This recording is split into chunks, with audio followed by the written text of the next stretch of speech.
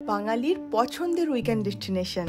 আর এখানে গিয়ে যে জিনিসটা মিস করলে পুরো ট্রিপটাই ইনকমপ্লিট থেকে যায় সেটা হলো এই মহাপ্রসাদ। মহাপ্রসাদ শুধু খাওয়ার নয়, এটা ভগবানের রান্নাঘর থেকে আসা ভক্তির স্বাদ।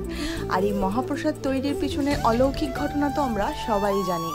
বিশ্বের একমাত্র মন্দির যেখানে দেবতা নিজেই ভোগ গ্রহণ করেন আর হাজার হাজার ভক্তদের সাথে ভাগ করে নেন। আমি খেয়েছিলাম অন্ন, ডালি, বাসর, খাট্টা, ক্ষীর, কণিকা, ঘি দিয়ে মুগ ডাল, পিঠা।